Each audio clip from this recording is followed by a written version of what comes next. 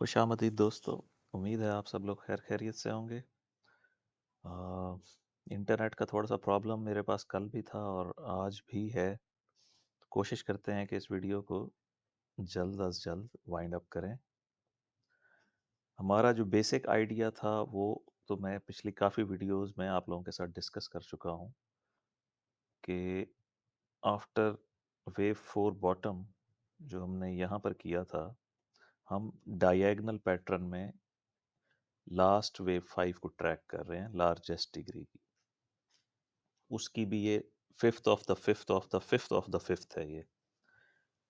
अब हमारे पास जो फर्स्ट है इम्पल्स, इम्पल्स तो नहीं है, जो फर्स्ट प्राइस राइज है वो 3 फॉर्म्स में है, ए बी सी। इसको हमने वेव 1 लिया हुआ है, इसके अगेंस्ट वेव 2 है, ट्रेंड लाइन से ऊपर ऊपर हैं। अगर हम वेव 3 का टारगेट लें तो आपको याद होगा ये बॉक्स बनाया था हमने। लेंथ ऑफ वेव 1 को लेंगे, ऐड करेंगे वेव 2 में, तो ये हमारे पास एग्जैक्ट बॉक्स बनता है। हमारा जो प्राइस रेंज है, नॉर्मली एलियट वेव थ्योरी में जो वेव 3 का टारगेट होता है वो 1.382 से 1.618 होता है। ये मोस्ट ऑफ द टाइम्स होता है। एक इसमें ऑप्शन ये होता है कि वेव 3 के बजाय वेव 5 लंबी हो जाती है। वेव 3 स्मॉलेस्ट नहीं हो सकती, या तो सबसे बड़ी होगी, लार्जेस्ट वेव वेव 3 होगी, या फिर वेव 3 सेकंड नंबर पे होगी। तो अगर हम इस टारगेट को हिट ना कर सकें तो इमीडिएट टारगेट जो है वो 4466 है, लेकिन फिलहाल ये आउट ऑफ क्वेश्चन है, हम इसको बाद में देखेंगे। अगर प्राइस वहां से रिजेक्ट हो गई तो फिलहाल हमारे पास वेव 1 कंप्लीट है, वेव 2 कंप्लीट है। वेव 3 पे क्वेश्चन था कि हमने पिछले वीडियो में मैंने आपको बताया था कि हम इसको भी इसी तरह 3 वेव्स में वेव ए ले सकते हैं, और इसको वेव, ये जो ट्राई थी, इसको वेव बी ले सकते हैं, एंड देन वेव सी में हम इस बॉक्स में डायरेक्ट पहुंच सकते हैं। ये वन ऑफ द ऑप्शंस था। जो मेन आइडिया था जिस पे मैं ज़्यादा फोकस कर रहा था वो ये था कि हमारे पास ये 1 2 3 4 है, और 5 के बाद जस्ट वेव ए होगी, फिर हम एक पुल बैक में वेव बी में आएंगे, एंड देन वेव सी में ऊपर जाएंगे। अब हम आते हैं अपने स्मॉलर नैनो वेव काउंट की तरफ, और सबसे पहले तो हम अपने चार्ट को क्लियर करते हैं। क्या हो गया है ये वेव काउंट, उसका टारगेट बॉक्स, और ये सपोर्ट एरिया। आपको अभी इसको रेजिस्टेंस एरिया दिखा देते हैं। देखिए, ये मैंने आपसे कहा था, सपोजिडली जब तक प्राइस इस बॉक्स से 78.6 से नीचे नीचे है, हमारा फोकस डाउन साइड पे होगा। अगर ये रेजिस्टेंस एरिया ब्रीच हो जाता है तो हम डायरेक्ट ब्रेकआउट की तरफ जाएंगे। सो इसको अब हमें रीलेबल करना पड़ेगा, इस वाले एरिया को 1 2 3, या अगर हम इसको ट्रायंगल ही ले लें तो फिर ए बी सी डी ई यहाँ पे हमें ख़त्म करनी पड़ेगी, और यहाँ से फिर हमें उसी तरह 3 वेव में ए बी और ये सी लेनी पड़ेगी। सी की 5 वेव्स हैं और मल्टीपल 1 2 सेटअप आ गए हैं। फर्स्ट 1 2, सेकंड 1 2 3 4 5, फिर 4, और फिर 5। तो देखते हैं कि ये 4 5 प्ले होता है या नहीं होता। हमने बेसिकली अपने पास इनवैलिडेशन पॉइंट्स और एक्सपेक्टेड जो वेव काउंट है उसके मुताबिक जाना है। अब ये वाला जो वेव काउंट है, ऑल्टरनेट वेव 1 वाला, ये मेरा ख्याल से अपने टारगेट को पहुंच चुका है। Like length of wave A is equal to length of wave B. अच्छा नहीं, इसमें भी अभी मार्जिन है हमारे पास।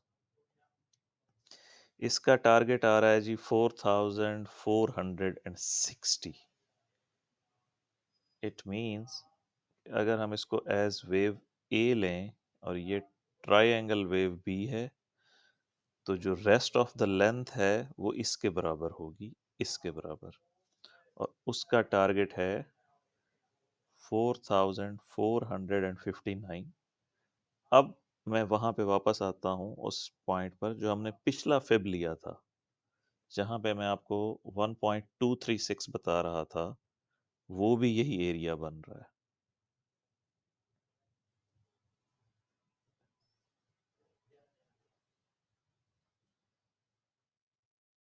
ये देखें 4466, ये एग्जैक्ट वही एरिया बन रहा है जो हमारा दूसरे वाला जो मैं आपको इसका बताया है, आपको इसके बारे में गाइड किया है। यहाँ पे एक स्मॉल बॉक्स अगर हम और ले लें और एक्सपेक्ट करें कि 4004, इसके बजाय हम यहाँ पे एक हॉरिजॉन्टल लाइन ले लेते हैं बॉक्स के बजाय, ताकि 4460 ये हमारा इमीडिएट टारगेट है जी इस वक्त, करंट जो माइक्रो स्ट्रक्चर है उसके अगेंस्ट। तो वेव 3 को इस बॉक्स में या इससे ऊपर ख़त्म करने के बजाय हम इस रेड लाइन पे एंड कर देंगे, क्योंकि वो एटलीस्ट वेव 1 से साइज में बड़ी होगी। आइडियल टारगेट यही है, ये बॉक्स मैं रिमूव नहीं कर रहा हूँ, आइडियल टारगेट हमारा यही रहेगा। हो सकता है फर्दर एक्सटेंशंस आ जाएं, क्योंकि आप देख रहे हैं कि ये वेव 4 हमने यहाँ पे ख़त्म की थी और ये वेव 5 में एक्सटेंशंस ही चल रही हैं। लेकिन हम उसको वेव 3 को 5 वेव मूव नहीं ले सकते। उसकी रीज़न ये है कि हमने initially wave count A B C में लिया है, 3 वेव लिया है। तो इसलिए मैं ठहरे आपको लेबल करके दिखा दूं मैं कहना क्या चाह रहा हूँ कि ये वेव ए है, ये वेव बी है 4 के बजाय, और ये वेव सी है इस वक्त। इसकी डिग्री थोड़ी सी छोटी करते हैं और इसका कलर भी बदल दें ताकि डिफरेंशिएट हो जाए पिछले वाले से। देखिए, एक हम ग्रीन वेव काउंट में चल रहे थे 1 2 3 4 5 as an A B C. ये जो ग्रीन वाला था, हमने सोचा था कि ये वेव ए यहाँ पे ख़त्म हो जाएगी, बट उसकी फिफ्थ वेव ज़्यादा एक्सटेंड हो गई है, जिसकी वजह से ऑल्टरनेटिवली एज प्रिकॉशनरी मेयर हम कंसीडर कर रहे हैं कि माइट बी ये जो फर्स्ट 3 वेव्स हमने काउंट की हैं यही वेव ए हो, क्योंकि यहाँ पे भी हमारे पास 3 वेव अप आया था। तो अगर हम इसको एज येलो वेव ए ले लें और वेव बी को शैलो ट्रायंगल पे ख़त्म कर दें, तो करंटली हम वेव सी में हैं और वेव सी में हमें फर्दर 5 वेव्स चाहिए, जिसकी पहली 3 वेव्स आ चुकी हैं, चौथी भी कंप्लीट है, पांचवी में एक्सटेंशंस हैं जो अभी मैंने आपको जूम करके दिखाया था। तो उसके लिए हमारा ये जो सपोर्ट एरिया था इसकी अब हमें ज़रूरत नहीं रही, क्योंकि हम डायरेक्ट ब्रेकआउट को ट्रैक कर रहे हैं। इसको मैं यहाँ पे से रिमूव कर रहा हूँ। ये हमारा स्नैरियो, इसका भी सपोर्ट एरिया चेंज होगा कि अगर हम इसको वेव ए ही कंसीडर कर लें तो ये करंट हाई के मुताबिक ये वाली वेव ए जिसका मैं कह रहा हूँ कि अगर हम इसको यहाँ पे टॉप कंसीडर कर लें इन 5 वेव्स को, तो फिर ये उसका वेव बी है, और फिर वेव यानी एक डिप के बाद फिर वेव सी आएगा ऑल्टरनेटिवली। करंटली तो हम डायरेक्ट ब्रेकआउट में जा रहे हैं, और ये जो येलो सिनेरियो है ये प्ले करता हुआ लग रहा है। अब आ जाते हैं 15 मिनट चार्ट पे, और नैनो वेव काउंट को देख लेते हैं कि वो क्या कहता है। और यहाँ से आप देख रहे हैं कि इसको मैं दूसरे चार्ट पे आपको लेबल करके दिखाता हूँ, ताकि इसमें तो हमारी वेव डिग्रीज आउट हो जाएंगी सारी की सारी, और इंटरनेट की वजह से दूसरा चार्ट लोड नहीं हो रहा, हो गया।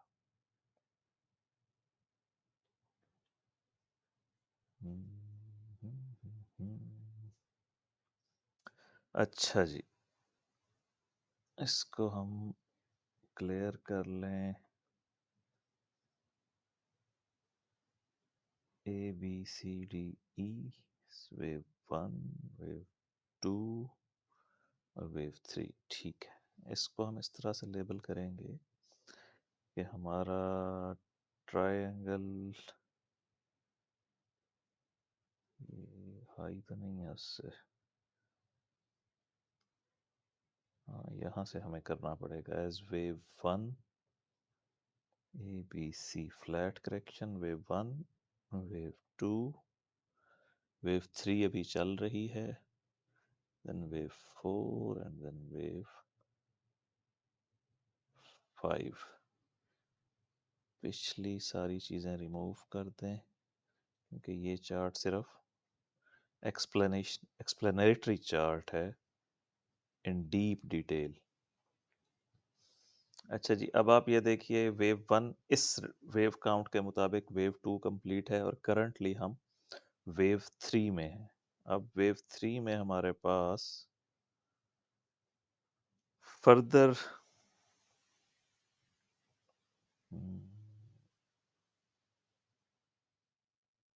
1, 2, 3, 4, 5, इसकी डिग्री भी बदल देते हैं ताकि उसकी डिग्री पूरी हो जाए, और फिर अगेन 1, 2, 3, 4, 5।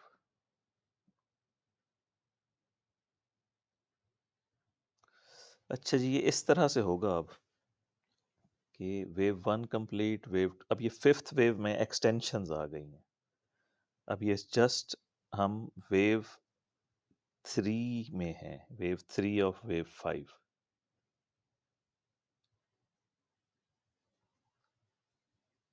ये 1, 2, उसके बाद ब्रैकेट वाली वेव 3 कंप्लीट हुई है, फर्दर 1, 2, 3, 4, 5।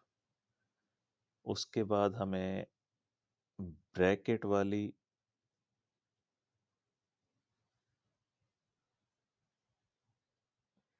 वेव 4 का सपोर्ट एरिया चाहिए। ये आ गया इसका सपोर्ट एरिया।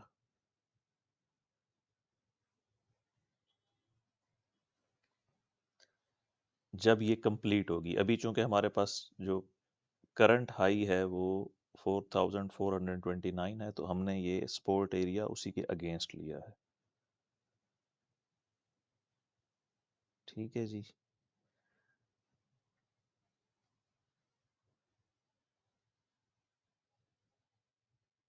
ये अब हमारा हो गया जी 1, 2, 3, 4, 5, ब्रैकेट वाली वेव 3, ब्रैकेट वाली वेव 4, और फिर ब्रैकेट वाली वेव 5 कंप्लीट करेगी सर्कल वेव 3 को। उसके बाद फिर एक वेव 4 आएगी जो सर्कल वेव 4 होगी, और फिर वेव 5 आएगी सर्कल वाली, और अगर उसमें भी एक्सटेंशंस आ गई तो उसको भी हम इसी तरह से कैलकुलेट करेंगे। इसको आप अपने चार्ट पे अपडेट कर लें, और इसके मुताबिक ये हमारा, हमने इन एक्सटेंशंस को इंस्टेड ऑफ एबीसी, यानी हम इसको एबीसी भी काउंट कर सकते थे,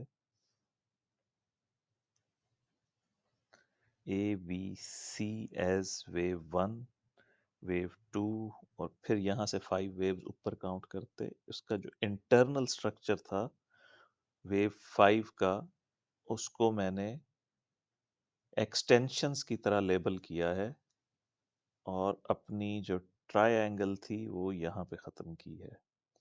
वेव 1 इन सर्कल, वेव 2 इन सर्कल, और इस वक्त हम वेव 3 इन सर्कल में हैं, फिर वेव 4 इन सर्कल, और फिर वेव 5।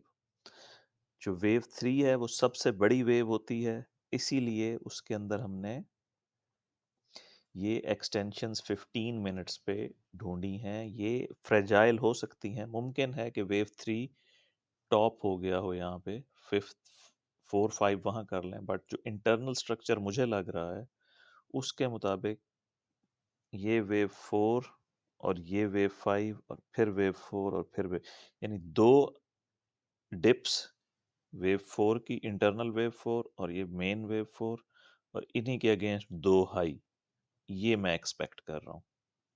देखते हैं इस वीक में क्या होता है, और मिलते हैं फिर हम नेक्स्ट वीडियो में।